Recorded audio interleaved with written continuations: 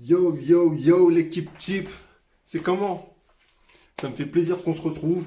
Aujourd'hui, on va s'intéresser à un sujet intéressant, justement, la couronne. Pour moi, le bail le plus important. Bref, je vous laisse avec mon intro et on se check juste après, ok? Let's get it! Five, four, four. Oopsie daisy, think I landed on your love. Fee, five, four, four.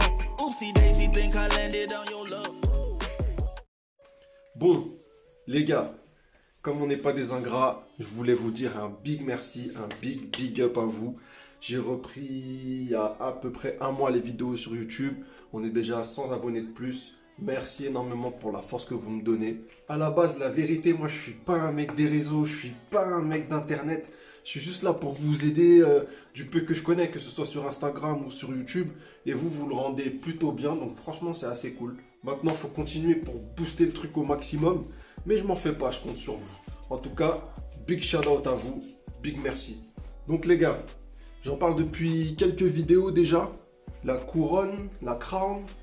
Qu'est-ce que c'est concrètement? J'espère, en tout cas j'ose espérer, que vous savez déjà ce que c'est. Parce que si vous ne savez pas, ça veut dire que vous avez un big problème.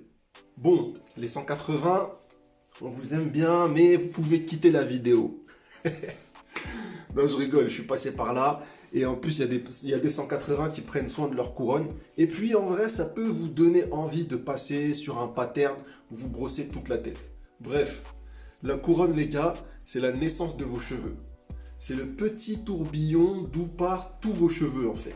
Vous pouvez en avoir deux. Oui, c'est vrai, ça peut paraître bizarre, mais j'ai déjà vu des personnes avec deux départs de cheveux, on va dire. Mais c'est vrai que ça reste quand même assez rare. En général, ce fameux tourbillon-là, il est situé au-dessus de votre tête. D'accord? En plein milieu du crâne. Ça, c'est en général. Après, il peut être aussi un peu décalé vers la droite, comme moi. Il peut être aussi décalé vers la gauche, un petit peu plus haut que d'habitude, un petit peu plus bas. Bref, en gros, on n'a pas tous la même implantation, quoi. Maintenant, comment faire pour trouver cette fameuse couronne? Parce que je vous prends mon exemple. Moi, j'ai galéré de fou pendant des mois et des mois. J'ai cherché. Je pensais que c'était ici. En fin de compte, je me trompais. Après, j'ai cru que c'était là. Mais en fin de compte, c'était pas ça. Bref, j'ai galéré comme pas possible. Et ça m'a fait perdre et du temps et de la progression. Donc, si vous cherchez votre couronne, le meilleur conseil que je peux vous donner, c'est de couper court. D'accord?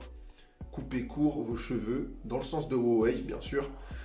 Parce que si vous êtes en wolf de 8 semaines, 6 semaines, et que vous vous amusez à trifouiller dans vos cheveux pour trouver votre couronne, vous allez galérer comme pas possible. Donc voilà, encore une fois, c'est le meilleur conseil que je peux vous donner. Coupez bien court, et vous allez forcément la trouver. Cherchez bien, regardez bien, prenez votre temps, et c'est sûr que vous allez la trouver. Donc maintenant, pourquoi trouver sa couronne? Parce que comme on a dit, c'est de là que tout part, les gars. C'est le point d'ancrage en fait de vos cheveux, de votre implantation. Donc si vous voulez un bon flow, de bonnes connexions, commencez par isoler votre couronne. C'est le plus important. Que vous soyez en beehive, en swirl hive, peu importe ce que vous voulez faire, les gars, vous êtes obligés de bosser votre couronne. D'accord? Vous pouvez avoir définition, connexion, tout ce que vous voulez. Si votre couronne, elle est éclatée, franchement, ça va faire tâche. Maintenant, avec quel outil la travailler? Eh, vous voyez le aha de la cité, là? Ceux qui savent, savent. Eh ben, en vrai, on devrait le remplacer par le peigne. Non, je plaisante, mais plus sérieusement, le peigne, il est indispensable. De toute façon, en vrai, le peigne, c'est la base dans tout. Que vous vouliez avoir des connexions, profondeur, etc. Le peigne, c'est la base. Mais franchement, dans la couronne, pour travailler la couronne, le peigne, il est vraiment indispensable, encore une fois. Mais pas n'importe quel peigne aussi. Vous choisissez un peigne chez vous, un truc qui a déjà un certain âge, hein, ça sert à rien d'aller acheter un peigne à des sommes exorbitantes, et vous lui faites ça. D'accord? Vous voyez ce que j'ai fait? J'ai pris un peigne, il était pratiquement neuf, on va dire. Il avait toutes ses dents. Et je lui en ai cassé plusieurs pour laisser que ça. Ça, c'est ce que j'appelle le crown comb. Autrement dit, le peigne à couronne. Ok? Vu que c'est une zone sensible, comme dirait Gizmo, Ziggity zone sensible, motherfucker. Ceux qui savent, encore une fois. Je suis chaud aujourd'hui. Et bon, on va être habile, minutieux et délicat. Pourquoi? Parce que c'est une zone où si tu vas trop brusquement, si t'es pas délicat, après c'est difficile à rattraper en fait. Vaut mieux bien faire dès le début. D'accord? Même si c'est vrai que c'est une zone difficile à travailler, si tu commences bien dès le départ, ce sera forcément, tu vas moins galérer forcément. Donc ce peigne, il va plus servir à ceux qui suivent leur tourbillon naturel. Donc les adeptes du swirl, swirl hive, etc. Pourquoi? Parce que dans ces patterns-là, la couronne, en fait, elle tourne sur elle-même, on va dire. Tu vois? Donc ça veut dire qu'avec ce peigne-là, tu peux bien la gérer, bien la discipliner, sans toucher à tout le reste du pattern, en fait. Après, en beehive, c'est pas trop dérangeant d'utiliser un peigne normal comme ça. Pourquoi? Parce que ta couronne, en fait, là tu vas être tout droit, là tu vas être un peu plus par là par là.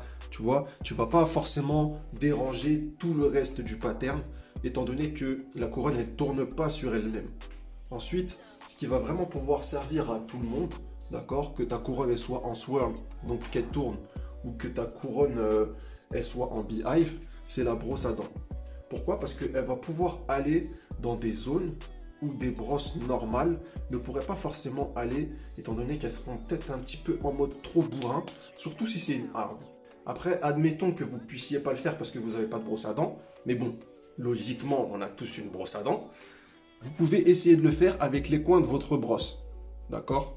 Vous y allez délicatement avec les coins de la brosse. Ce sera peut-être un petit peu plus compliqué parce que vous allez toucher à toute une zone, mais après, vous aviez qu'à vous brosser les dents, les frères. Non, plus sérieusement, aujourd'hui, je rigole un petit peu trop. Il y a aussi des brosses qui ont le bout pointu, un peu comme celui-là. Bon, celui-là, il n'est pas vraiment pointu, mais c'est un peu arrondi. Il y en a qui ont le bout encore plus pointu, qui permettent justement, qui sont faits exprès pour pouvoir aller dans ces zones-là, les zones un peu compliquées. Et celle-ci, d'ailleurs, elle vient de, vous savez déjà, hein, French Waver. Vous savez que vous avez un code promo, Warcut, pour avoir une promotion sur tout le site. Donc les gars, on a vu qu'est-ce que la couronne, comment la trouver, pourquoi la travailler et comment la travailler. Maintenant, le dernier point que j'aimerais bien voir avec vous, c'est comment la maintenir en place. Au début les gars, la couronne elle n'est pas disciplinée. Donc vous allez devoir cravacher, taffer, ça va être difficile. Mais moi ce que je vous conseille pour la maintenir en place, c'est de mettre premièrement votre pommade directement dessus en fait. Donc je vous explique. Vous prenez votre pommade comme ça. Celle-là elle est incroyable. Elle vient de mon gars DSK The Barber sur Instagram. Suivez-le. Ceux qui l'ont gagné au Check géant de l'année dernière, ils pourront vous le dire. Elle est incroyable. Bref, je vous dis pas d'en mettre 1 kilo, d'accord? Mais vous prenez un doigt comme ça. J'en ai pas mis beaucoup, hein. On est d'accord? Vous le mettez dans votre paume, comme ça, et vous prenez petit à petit, d'accord? Petit à petit, vous prenez comme ça, et sur votre couronne, vous appliquez comme ça. Si elle est en swirl, bah, vous suivez le swirl, et plus vous allez en mettre, et plus vous allez voir s'il en manque ou pas. Si vous êtes en swirl hive, bah, comme ça, tac, tac, tac, tac, tac, d'accord? Ça va vraiment aider à bien la fixer. D'accord? Après ça, vous pouvez utiliser votre brosse à dents, ok, pour vraiment bien venir étaler le produit. D'accord? Soit la brosse à dents, soit comme on a dit, la petite brosse. Et vous allez vraiment délicatement avec la brosse. Ok? Comme ça. Hop. Hop. On est délicat. D'accord? On n'est pas des gens énervés quand on se brosse, les gars. Un autre outil qui peut vraiment vous aider, les gars, c'est le plastic bag. D'accord? N'hésitez pas à passer du temps avec. Ça peut vraiment vous aider à bien plaquer votre couronne. Maintenant, le dernier outil que vous allez utiliser, ce sera juste avant de mettre votre durag. C'est le petit crown patch. Voilà. Vous voyez le mien, il est un peu transparent. C'est les durags un peu en textile vraiment fin là. Je prends ça parce que comme je vous expliquais dans la vidéo juste avant sur le Wolfing, quand je mets mon spray sur mon durag, ça s'imprègne dans le durag et ça permet que ça atteigne la couronne. Si je mettais un crown patch plus épais, ça aurait peut-être un peu plus de mal, je sais pas. Mais en tout cas, je préfère mettre ça. Au moins, c'est sûr que ça compresse la couronne, mais en même temps, ça laisse passer les huiles et l'eau que j'utilise pour vraiment bien plaquer la couronne. Donc voilà les gars, c'est tout pour les outils à utiliser. Après, changez rien, suivez le processus, d'accord? Ça ne bouge pas, vous suivez toujours le même processus qu'on a défini, d'accord? Juste réservez-vous un petit peu plus de temps pour taffer votre couronne, ok? Vous incrustez des sessions couronne, carrément, ok? C'est comme le reste, plus vous allez passer de temps dessus, et plus elle va se définir, il n'y a pas de secret les gars. Bon l'équipe, la vidéo touche à sa fin, j'espère qu'elle vous a plu, ça m'a fait plaisir de passer ce moment avec vous, de vous expliquer un petit peu ce que je pensais, ma manière de voir les choses. J'espère que j'ai répondu à vos questions, sinon vous connaissez déjà, hein, les commentaires, la zone est là en bas, profitez-en. Je compte sur vous pour vous abonner et pour liker ça fort. Je vous laisse avec la rubrique la plus wavy, cette semaine c'est mon gars La Pépite, le gagnant du Wave Check géant de l'année 2020. Il a une couronne incroyable. Il va vous expliquer sa technique à lui pour que justement sa couronne elle soit nickel. Prenez bien soin de vous. Prenez bien soin de vos waves. Gardez bien vos brosses en action les gars. On est ensemble fort, fort, fort. Peace.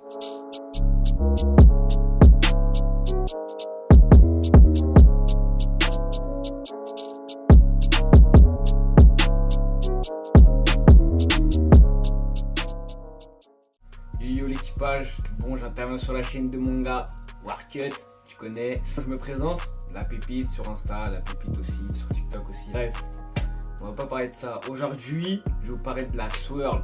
Je vais vous donner 4 conseils à surtout pas négliger. Alors le premier conseil, je dirais pour moi le plus important, soit régulier et constant. Donc tous les jours, il n'y a pas de ouais demain, ouais, j'ai la flemme et tout, je vais pas brosser. Même si on n'a pas la motivation, faut toujours avoir une discipline. Deuxième conseil, c'est connaître tes angles. Tes angles de brossage, c'est hyper important. Moi, ce que je fais, c'est que soit je prends une photo de ma swirl et je dessine des flèches de mes angles, ou alors prends un waver avec une swirl ou quoi et tu fais tes flèches. Et toujours tu suis tes angles, toujours. Maintenant, troisième conseil, s'il vous plaît, dans les one style, arrêtez de brosser comme des malins, on dirait, donc vous allez casser votre crâne carrément, vous brossez fort. Tu prends ta petite brosse à dents, tranquille, même pendant tes sessions, et t'es là, tu brosses tranquille, tac, et bien détaillé, tu vois, c'est ça le secret. Et c'est surtout les détails, tu brosses là comme ça, on dirait tu vas faire tout du monde comme ça là, ça sert à rien ça. Enfin, le quatrième conseil, c'est la base aussi, mais ça c'est aussi pour tous vos waves, pas que la swirl. C'est bien nourrir et hydrater vos cheveux. Donc là, on parle de la swirl, mais c'est vraiment vos cheveux en globalité. Parce que si tu as des cheveux secs comme ça, de la paille, tu auras des moins bons résultats chacal. Moi, ce que je peux vous conseiller, olive argan de chez Léa Nature. Franchement, c'est un combo, il est top. Mais après, si vous avez de l'huile d'olive et l'huile d'argan séparée, c'est top. C'est ces deux produits-là. Aussi, de la pommade. Ça c'est le top aussi, préconise avant le brossage et ça va bien plaquer vos cheveux. Après l'huile de coco aussi, mais attention à l'huile de coco, pas utiliser tous les jours, ça va dessécher vos cheveux à force. Donc attention à l'huile de coco. Bon l'équipage, c'était tout pour moi, tu connais, je laisse à mon gars Warcut, on est ensemble et tu connais, hein, c'est la pépite, c'est normal on t'a dit, ça flingue.